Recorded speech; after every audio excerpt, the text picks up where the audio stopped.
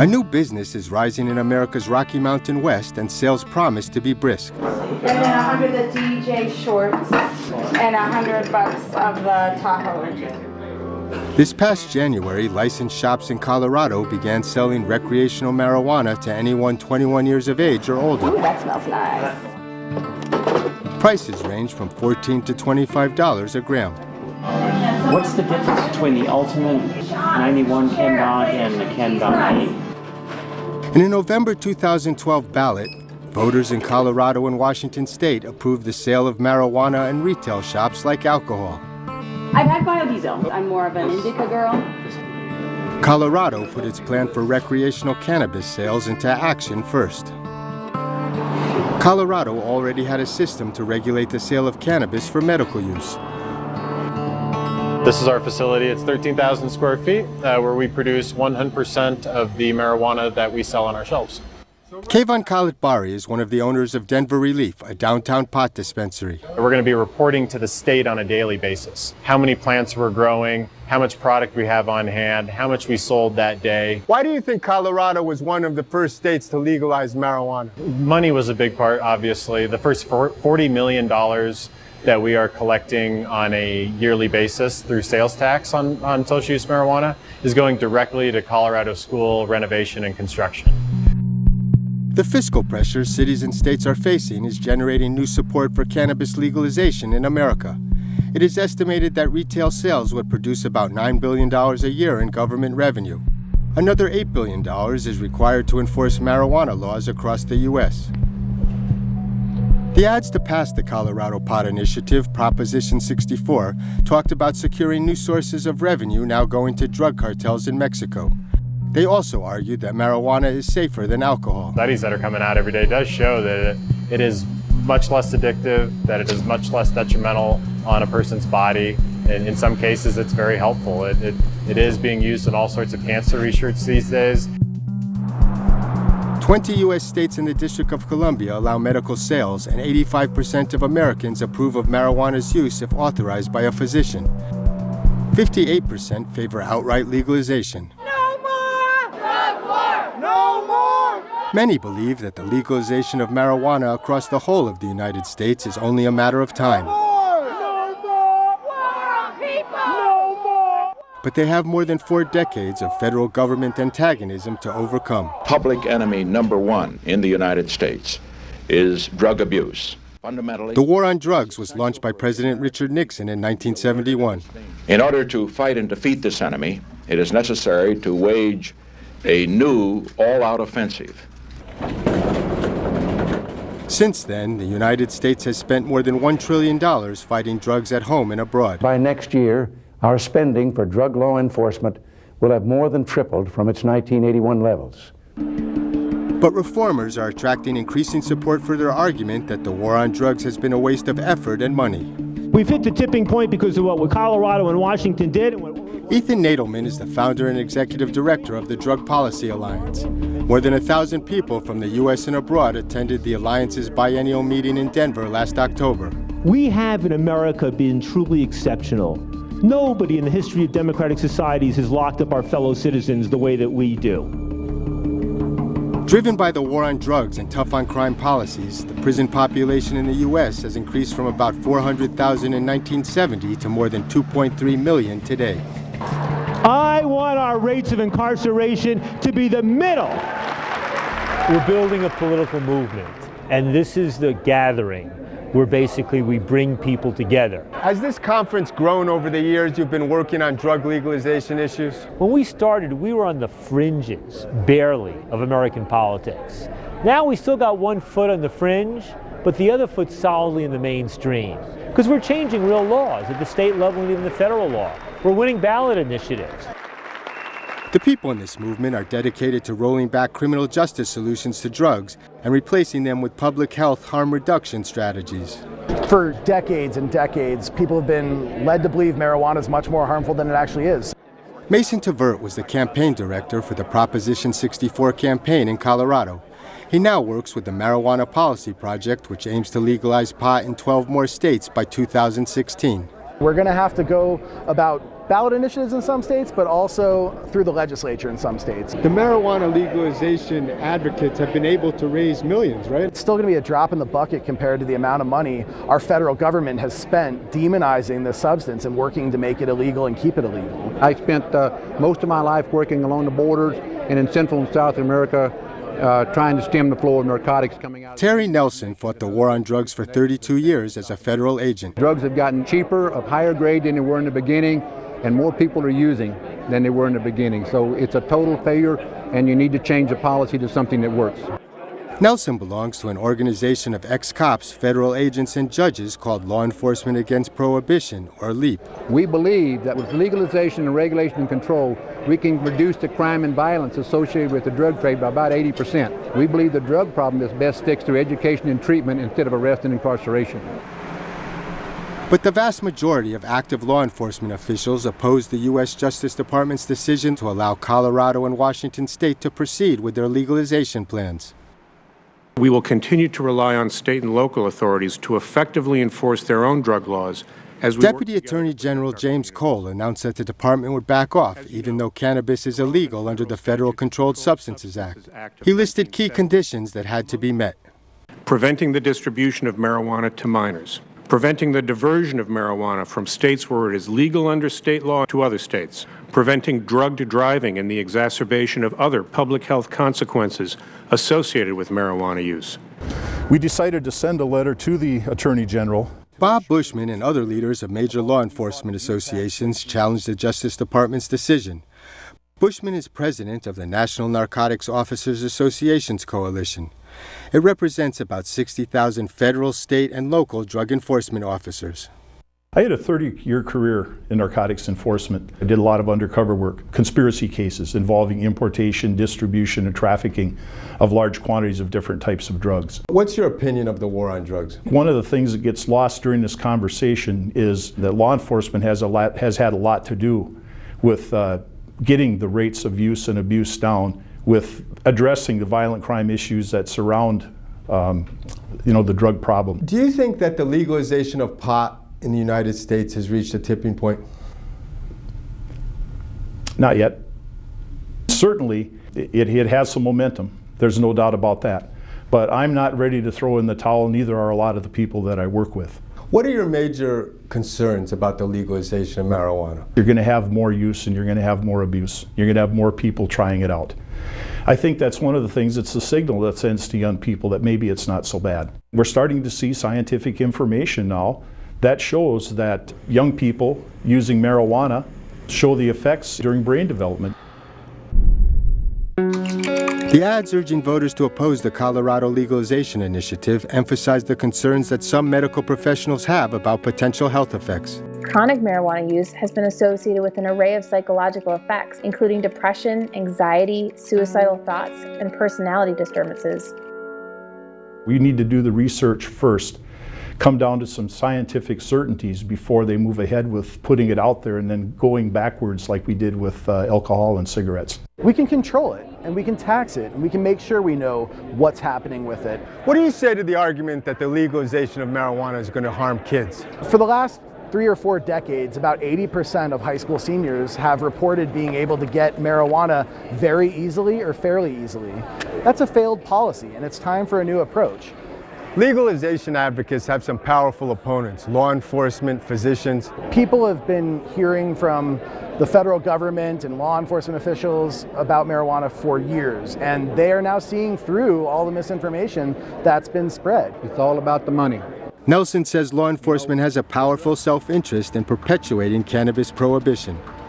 And I'll give you an example. If a police officer arrests a kid today, he goes to court tomorrow and he's going to get 3 hours of overtime just for showing up and testifying. Many police departments, their overtime pay is almost as much as the officer makes normally. It's a money train. More than 750,000 arrests a year, half of all drug arrests in America, are for marijuana. About 90% of those arrests are for possession. New York is one of the states with the most marijuana arrests. Between 2004 and 2012, New York City police stopped and frisked about 4.5 million people, most African American. Time is 20 to 9. We're on 126th Street, 7th Avenue. 356,000 were arrested for possessing small amounts of pot. Yeah, ain't that something, man? That's a major crime, right? Harlem was an open-air prison. Joseph Hayden, who founded a neighborhood media company called All Things Harlem, was determined to stop the practice by filming it. The guy that they hemmed up in that phone booth was a businessman. His business was about 5 feet away from where he was stopped. Why did you become involved in filming Stop and Frisk? Everywhere we looked in the community, we saw flashing lights and people being pulled over and kids lined up against the wall. How did the police react when they saw you out there with a camera? Well, at first it was difficult. You know, they challenged us every step of the way, but we stood our ground. Stop and frisk is a tool to maintain social control. It's an abuse of power. And they're doing this mostly in minority areas, so that blacks and Latinos are far more likely to get a record for these very minor marijuana violations. This is my police officer's shield, Sergeant. John Eterno retired as a New York City police captain in 2004. He's an expert on a law enforcement management tool called CompStat that measures police performance. They're comparing commanders always to last year's figures. So it's not just with summonses, it's also with arrests, it's with stop and frisk. Did CompStat lead to quotas for policemen here in New York? CompStat most definitely led to quotas in New York City. Promotions, job assignments, and other benefits depend on whether police officers make their summons and arrest numbers. If they don't meet their quota, officers could be given a very unpalatable work assignment. For example, on a freezing cold night, you get a foot post or a fixer where you just have to stand there all night. The sergeant can also deny you a vacation. The pressures on New York City police were so great that some actually did undercover recordings of their superiors. When I say make it up, but you can always articulate robbery, burglary, whatever the case is. Somebody stop. It's still a number. It keeps the hounds off. The recordings were introduced in a federal lawsuit last year that challenged the stop and frisk practices of New York City police. If you don't want to be on a foot post, the best thing to do is stop people. All right, you're going to either pop a warrant, you're going to get somebody with a gun, somebody with a knife, somebody with weed, and there's going to be a collar, and then you're in the house, and you're processing your collar. You're off the street. That's a clear threat. That's the quota. That's telling the officers, look, you better do this or you're going on that foot post. So if officers are getting pressure to meet the numbers, they're going to go out and arrest people for marijuana because it's an easy arrest to make. That's correct. Less than 0.5% of the stops resulted in a gun arrest, but pot possession became the #1 arrest in New York City. The judge in the stop and frisk case found that it amounted to a policy of indirect racial profiling. Is CompStat just in New York? We've seen it in many, many different cities. So this is not just a problem in New York City. It may not be that individual officers are racist at all, but the policy that this performance management culture has introduced is racist. Those arrests can lead to you not being able to gain employment. The big question in the application, have you ever been arrested before, always pops up. We spoke about stop and frisk. Alfredo Carrasquillo is with the community action group Vocal New York. He works with minority youth who have been arrested for possessing small amounts of pot. And how about you, Ruben? I explained to my boss what happened. He was like, well, you're fired. While most go to jail for only a few days or are given a ticket to appear in court, the long-lasting effects can be profound. It can definitely impact financial aid. You can not apply for certain scholarships once you obtain a criminal record. Mass incarceration is targeting. Carrasquillo was arrested for marijuana possession as a teenager and has been subjected to stop and frisks several times. I go from feeling violated to feeling, why is this happening to me? You're a free citizen walking the street, minding your business on an average day. And in an instant, you can get stopped and frisked and thrown in jail for a small bag of marijuana. So this is the report we did on marijuana arrests around the country. Ezekiel Edwards is the director of the Criminal Law Reform Project for the American Civil Liberties Union. how many. We documented that blacks were almost 4 times more likely to be arrested for marijuana possession than whites, despite equal usage rates. And go to many major cities, from Sarasota, Florida, to Chicago, you'll see that blacks were 10, 15, sometimes 20 times as likely. What's the connection between marijuana arrests and the war on drugs? If you look at, it's not just marijuana, if you look at racial bias in all drug arrests, who gets stopped, who gets arrested when they're caught with contraband, what are people charged with, what sentences do they face, you see racial bias at every step of the criminal justice system. Do you think that pot legalization is important in addressing the racial aspects of the war on drugs? Marijuana legalization is critical to addressing the racial aspects of the war on drugs. If we legalize marijuana, what's the next section of the law that we decide, well, you know, it's not fair to criminalize that we decriminalize? Some people argue that that's a better approach to legalize all of the drugs. I disagree. When you relax your laws, when you relax the accountability, people take advantage of it, they use and abuse more. There's no consequences. Isn't there an economic interest in preserving the illegality of marijuana among law enforcement? No. That's not the driver behind this. It's not. It's the problems with drug abuse. We're still going to have a ton of costs, but they're going to show up in all the tragedies and the things that happen with using the drug. The advocates argue that the human costs that are being paid by young people, by people of color, are greater than the social costs that would result from legalizing marijuana. Those arguments just don't hold water with me and people in the law enforcement system, because we are not out there targeting marijuana users. More than 700,000 marijuana possession arrests last year. Those are serious individual costs to society. And there are people that feel the other way. Do you think it's wrong for an employer to make a decision on a person whether or not they have a criminal record or whether or not they use drugs? People believe that the war on drugs, the war on marijuana, has a racial component, that there's racial bias to it. We respond to complaints from the community, we respond to tips that people give us. They call 911, they call the police and expect us to do something about it. When we respond, you know, we do what's appropriate. Police get a lot of funding from the federal government and from the states in which they operate to fight the drug war. People argue that you need to treat marijuana use and other drug use as a criminal matter, because the only way to help people is to have that coercive tool. That pressure has to come from friends, treatment centers, family, interventions. It should not be coming from police, judges, and prisons. Some law enforcement people I've spoken to say that people of color want aggressive policing in their communities. They want the drug dealers off the street. That's not what stop and frisk and what lots of police departments in their kind of flooding neighborhood tactics have done. What they've done is basically criminalized entire communities. If you took that same policing tactic and went to college campuses across the country, you'd also find a lot of marijuana.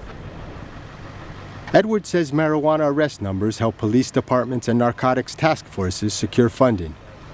Marijuana arrests are a very easy form of drug arrest to generate. So it looks like that they're being productive for federal funding to say, see, we implemented this drug program and look at all the misdemeanor and in few cases felony arrests we made.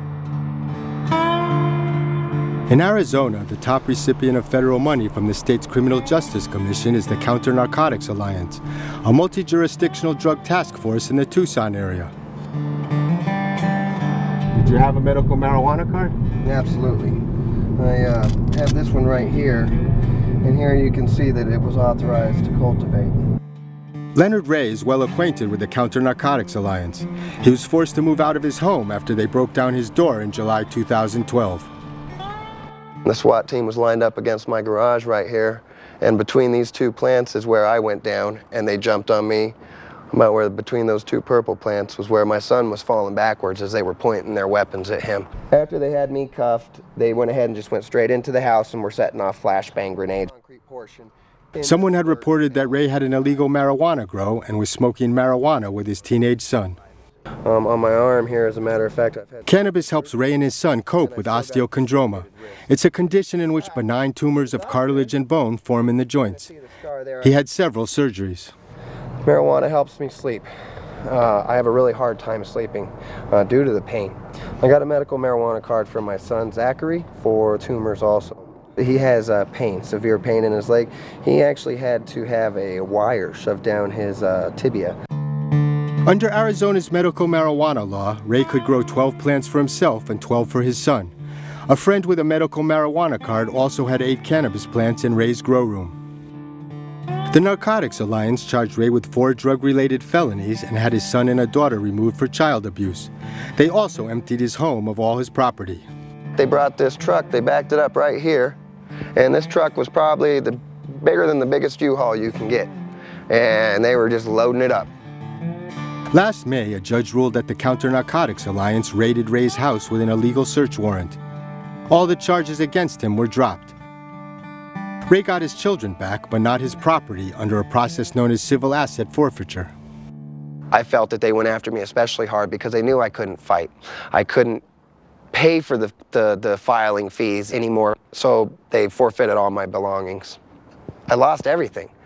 Civil asset forfeiture is really a mechanism by which the state and federal government can seize people's property without having to convict them of a crime. Most people can't afford to hire a lawyer to challenge it. It's really legalized robbery by law enforcement. In 2012, U.S. law enforcement authorities seized more than $4 billion through civil asset forfeiture, the vast majority in drug-related cases. There are police departments driving cars and using equipment that they basically confiscated or paid for through civil asset forfeiture. If you didn't have marijuana prohibition, then many of the reasons that the police used to say that this property was connected to illegal activity would disappear. The Tucson Police Department is the lead agency for the Counter-Narcotics Alliance. Through Phoenix and then branch out to different Roberto Villaseñor is the department chief. If marijuana was legalized, it would have an impact on financial conditions across the country.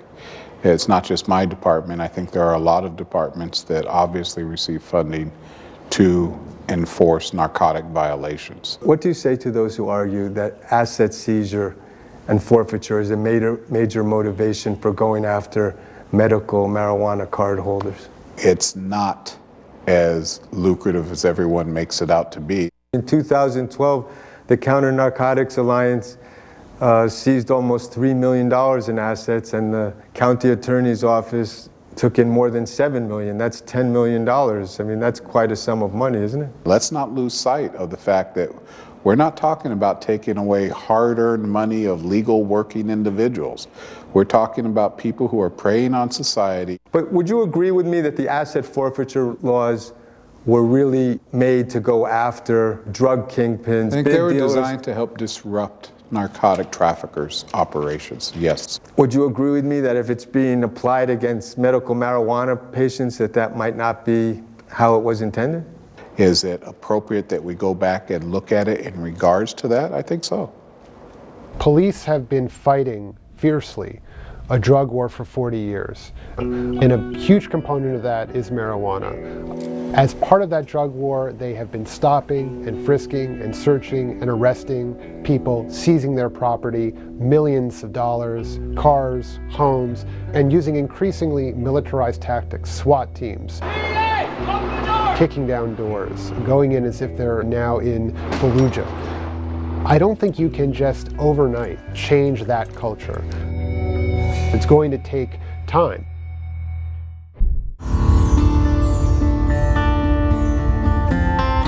Adults can buy recreational marijuana legally in Colorado today, and reformers hope it's the beginning of a wave that will sweep across America. But in places like Louisiana and the southern United States, legalization is off the agenda. The state has the country's highest incarceration rate. Marijuana prosecutions are very, very common in Louisiana. Donna Wiedenhalf is a public defender in New Orleans. Are the penalties here severe for marijuana possession? Absolutely. You can get anywhere up to 20 years if you get caught with marijuana 3 times. And in some cases, you can even get life. Bernard Noble, one of Wiedenhalf's clients, was sentenced to 13 years in jail last year after he was stopped with 2.8 grams of pot, about 3 marijuana cigarettes. When Bernard was riding his bike, the New Orleans Police Department saw him, and they thought that he had swerved his bike onto the sidewalk to avoid them, almost hitting a car. So they stopped Bernard at that point, and that's pretty much where Bernard's nightmare began. Noble was riding to a sweet shop. In the past, he had been arrested for possessing small amounts of pot and cocaine. His most recent arrest was 9.5 years before. Is Bernard Noble a drug dealer? Bernard Noble's not a drug dealer, no. Was Bernard Noble ever arrested for violent offenses? Bernard Noble has never been accused of a crime of violence. The judge in Noble's case assessed his character in the offense and sentenced him to 5 years in prison, still serious time for 3 joints. But after the New Orleans district attorney appealed 3 times, the Louisiana Supreme Court ordered Noble to prison for 13 years. Derwin Bunton is the chief public defender in New Orleans. We in the South are part of what is called the Bible Belt, a very Christian part of the country. And that has produced some very conservative values that play themselves out in our criminal justice system. There's also the history of slavery and racism in the South. Do you think the fact that district attorneys and judges are elected plays a role in the tough pot possession penalties here? I think that's played a big part in sentencing. It becomes easy to sort of make a political name prosecuting very vigorously drug offenses. He just was so concerned about his children's well-being. You know, I'm going to be 60 years old. I'm going to miss everything in their lives, everything. LaTanya Noble is Bernard's sister. Well, this is a picture of the whole family. The impact of Noble's imprisonment on his family has been devastating. When my daughter told me just the amount of years he got, I thought I would just die. It's been really hard. What's it been like for you to have your father in jail? I mean, time precious, so I don't feel like it's right, because for a bag of weed, it's just too long. I ain't seen my dad since I was 18. He wrote me last year for my 20th birthday. He has a son that has autism. When Bernard left, his son was 2 years old. He's now 5. So Bernard was a breadwinner for a lot of people. He was the provider, the main provider in that household. So with him gone, they lost their home, their independence, they lost everything. What do you think when you see that they're selling pot legally in Colorado, but Bernard is in jail for 13 years for 3 joints? I think they just need to change the law. They have murderers. They have people that has killed people that has less time than what Bernard has for a non-violent act.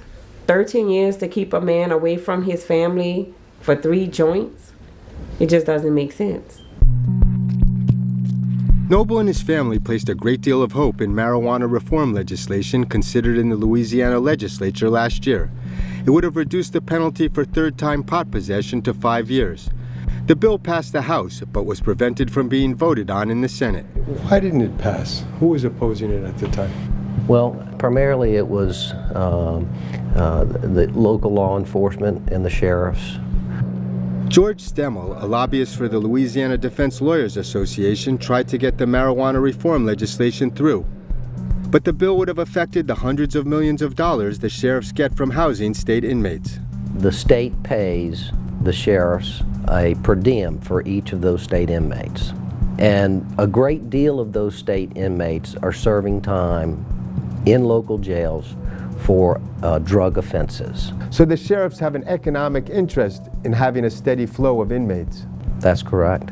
And they also want to keep as many people on the payroll because that boosts their political popularity.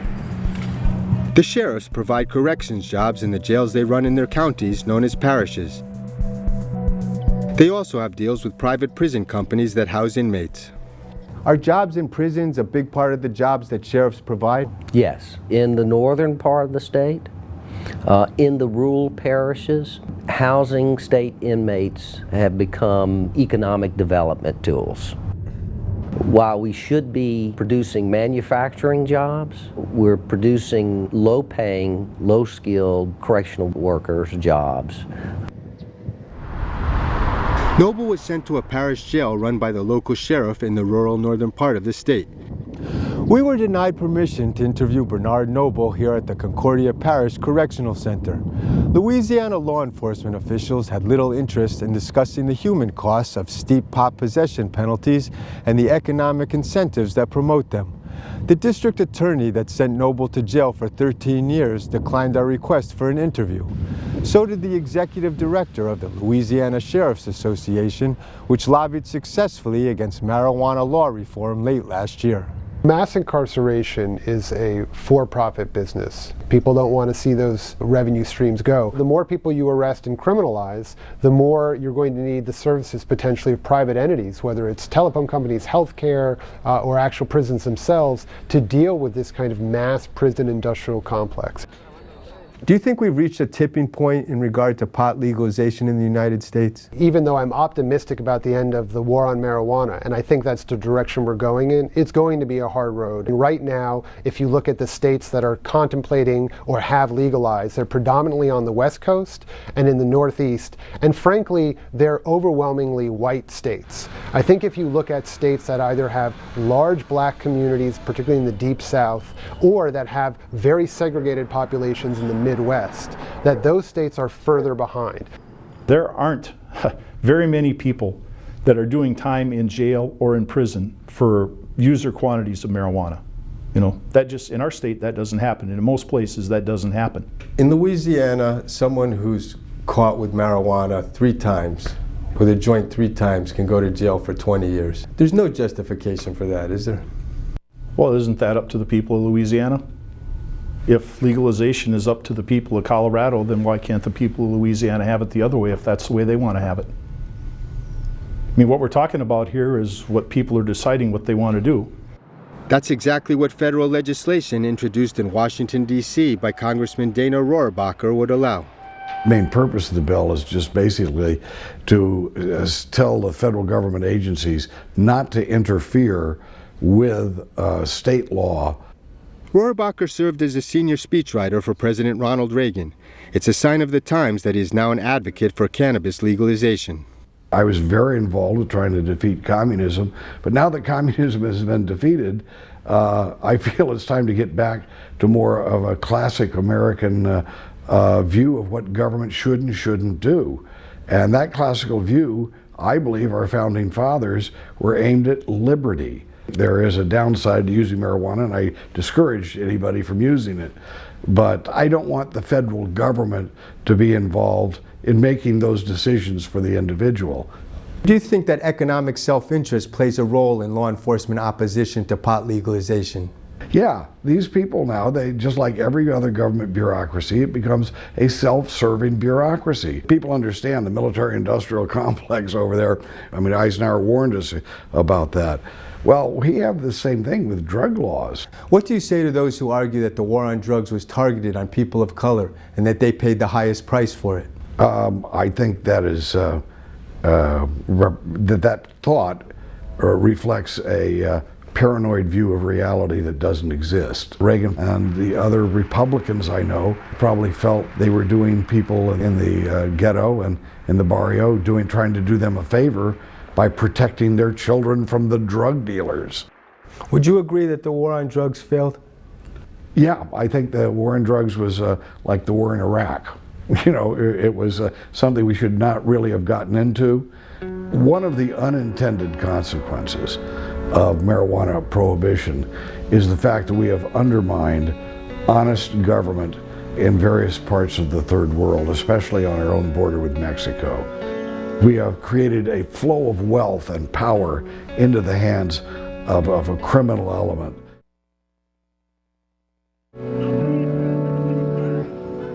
Since 2006 in Mexico, the war against drug traffickers and their fight to control territory has resulted in more than 60,000 deaths and 20,000 disappearances.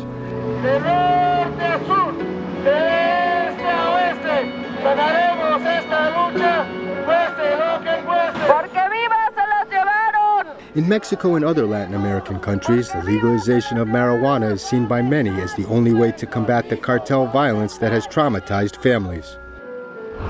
Mire, mis hijos desaparecieron el 28 de agosto del 2008. 2 de mis hijos, que son Jesús Salvador y Raúl este joven que llegó aquí. ¿Dónde están? These protesters were calling on the government to investigate what happened to their loved ones and for the legalization of drugs. Así le van a quitar el poder a toda esa gente que está utilizando ese poder para hacer todo lo que nos están haciendo. Tanto para comprar armas como para transportar su droga de un lugar a otro sin ningún problema. Hay más muertos inclusive por la guerra que tenemos que una persona por adicción. El tratar de conseguir la marihuana, la droga o cualquier cosa de enervantes por medios clandestinos ocasiona la violencia. This man's son, a cafe owner, was killed because he refused to sell drugs for a Mexican trafficker. Para que esto pare y para que esto ya no siga, tendría que haber un control, y tanto de aquí como del gobierno de Estados Unidos. Creo que lo más sano es que se pusiesen los dos gobiernos de acuerdo, legalizar la droga y evitar que siga pasando esta masacre. A bill to legalize the production and sale of marijuana has been introduced in the Mexican Congress. Entonces, si el gobierno no pone atención y no ve el problema como debe ser, vamos a seguir perdidos. But so far, the proposed legislation has garnered little support. Mexican President Enrique Peña Nieto is opposed. Roberto Campa, Deputy Minister of the Interior, is in charge of the Peña Nieto administration's violence prevention program. El presidente ha planteado que él no está a favor de la legalización. México desde hace algunos años optó por la despenalización. No es lo mismo legalización que despenalización. In Mexico, small amounts of drugs for personal use are allowed, but sales are illegal. Many people I've spoken to say that the only way to combat the violence of the drug cartels here in Mexico is to legalize drugs, to end prohibition. No lo sé, no tengo elementos en realidad, y creo que no tenemos suficientes elementos para concluir fácilmente de esta manera. You don't think that eliminating the market for drugs would eliminate a lot of their earnings? That it would strip them of a tremendous economic power? Bueno, no hay duda que cortar el esquema financiero que está sustentado en la ilegalidad implicaría un cambio completo en el modelo. Una parte muy importante del mercado de las drogas está vinculado con marihuana. Mexico's gotten hundreds of millions of dollars to fight the drug war from the United States. There are strong ties between intelligence agencies, drug fighting agencies in the United States and Mexico. Does that make it difficult for Mexico to go its own way on drug policy? En el tema de las drogas es prácticamente imposible que algún país pueda tomar de manera aislada un paquete completo de decisiones. Pero hoy México está tomando las decisiones que corresponden a partir de sus intereses, no solamente en el análisis de la conveniencia de la legalización, sino también en el combate al narcotráfico. It's very insignificant drug consumption in Mexico, and yet we have this war. Why? Because it's to the convenience of the United States. They want always war outside of the territory. Vicente Fox is a businessman who was the president of Mexico from 2000 to 2006. So Mexico is in this trap.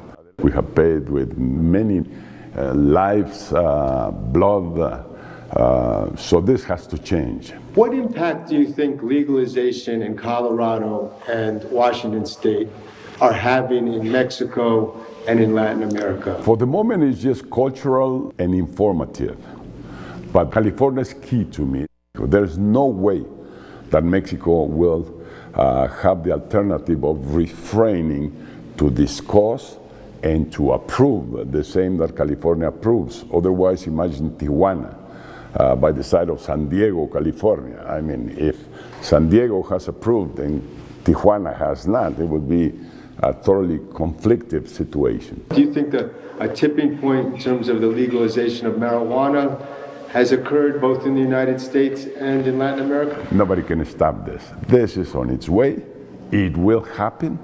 So we better adapt our minds to the new paradigm. Do you think that marijuana legalization will cut into the economic profits of the cartels? I mean, marijuana is only, it's 40% of the income of drugs, 40%. So it's not small.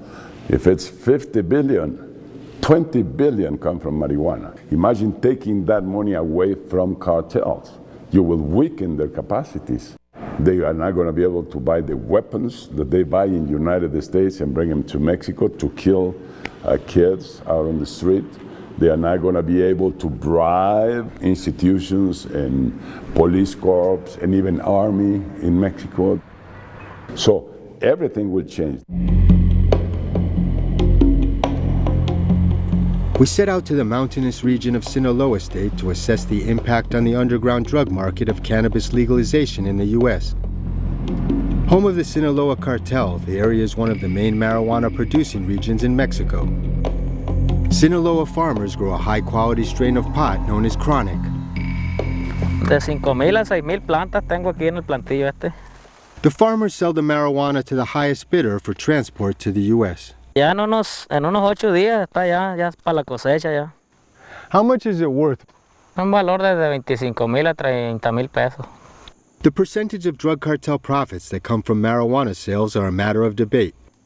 But the cannabis now being raised legally in the U.S. is already having an effect on profits from pot. Están cultivando allá pues y nos están dando la madre que nosotros. What impact has the spread of medical marijuana had on the price down here in Mexico? Ya no vienen gente a traer dinero pues para comprar, ya no tiene valor. Antes valía hasta 1,000 pesos un kilo y ahora vale 500 pesos la calidad, la buena. If they legalize marijuana in the United States, do you think it's going to impact your life a lot down here? Sí, no, claro que pues ya nadie va a querer sembrar, que pues ya está cabrón. De por sí nadie queremos sembrar porque vale muy barato el kilo ya. Do you think the legalization of drugs will combat violence here in Mexico? Well, probablemente. To say that you're going to eliminate the black market, you're going to eliminate the criminal activity by legalizing it, I don't think that's true. Violence diminished dramatically when alcohol prohibition ended. I think a lot of things have changed since prohibition. Criminal activity has gotten to be a lot more sophisticated. There's a lot of money to be made off marijuana. They're making a lot of money off methamphetamine, cocaine, heroin, and the other drugs too. Wouldn't it weaken them like it weakened Al Capone during Prohibition? I don't know how to answer that question really, Bob. I think it put them out of business. And that's the purpose of it, is to reduce the crime and violence and stop the killing. People are dying, in this drug trade in Central and South America at staggering numbers compared to the United States. In Uruguay, combating drug cartel violence was a major aim of a cannabis legalization campaign last year. La lucha entre grupos vinculados al narcotráfico genera más violencia en nuestro país. Regular el mercado de marihuana reducirá este tipo de violencia. The campaign was mounted in support of legalization legislation pushed by Uruguay's president, José Mujica. Es una medida de ensayo contra el narcotráfico. Emplear otros métodos, porque hasta ahora lo que nos presenta el mundo no da solución. Last December, Uruguay became the first country in the world to legalize the production and sale of recreational marijuana. Queda aprobado en general el proyecto de ley. The cannabis legalization effort was spearheaded by Mujica's presidential secretary, Diego Canepa. El inicio de la producción y que estará en los puntos de ventas a partir alrededor del mes de septiembre del año 2014. In Denver last year, Canepa and other Latin American officials participated in the Drug Policy Alliance's meeting of legalization advocates. We are working very hard to move from Vienna to New York. Some part of the discussion is very important for us. Latin American leaders have convinced the UN to hold a special 2016 session on drugs and the drug war. The war on drugs that started with the Nixon speech in 1971 is not giving out a good result in the region. We totally agree, all of us. Different governments, from the right, from the left, from the center. What role do you think Uruguay can play and is playing in the rethinking of the war on drugs? The better way that we can help people in the world is that to show our policy results better for the population. So you can discuss, say, okay, Uruguay choose to change the policy, choose to have a radical movement, and now we have better results. Why we don't do it? In the U.S., this is very much a grassroots movement, powered in the pun. Conversely, in Latin America, barely a third of the public actually supports legalizing marijuana. But you have elected officials, presidents, providing real leadership. Do you think marijuana legalization is the beginning of the end of the drug war? Yes. I think marijuana legalization is the beginning of the end. But it's not like bringing down the Berlin Wall. That wall crumbled awfully fast when it finally came down, you know? So there's a long way to go. But there's a powerful argument which says that the war on marijuana subsidizes the rest of the war on drugs. If marijuana is taken out of the picture, a lot of the cops barely have anything to do anymore. As police officers, we don't make the law, we enforce the law. If they change the law, we are stuck with what the law is. What do you think would be the most persuasive thing to happen to prevent legalization? If things go badly in Colorado and Washington State? I think we're going to see some of that, yes. I think eventually we're going to get to a point far enough down the road where people are going to understand what the real dangers and the damage is. Do you expect to see pot being sold on Bourbon Street during your lifetime? I don't expect to see it in Louisiana anytime soon. It may never happen without the federal government getting involved and saying, hey, marijuana's off the list. I think if that happens, then you create a sort of catalyst effect, not just for Louisiana, but everywhere else. If it was a secret ballot, the legalizing marijuana would pass with a very strong majority here. But people are afraid that their position will be misrepresented in an advertising campaign against them in their very next election. Do you expect to see 25 states legalize pot in your lifetime? Yes. Do you think that the legalization of marijuana is the beginning of the end of the drug war? It is a waste of resources to take our police, our courts, our jails, and put people in them whose only crime was either trying to smoke some weed that you can grow in your backyard or trying to sell someone something for them to smoke. We're going broke. I think we've reached a point where there can be a reevaluation as to what the benefits are of channeling resources of our federal government into marijuana or the war on drugs. I'm the leading state sponsor of terrorism.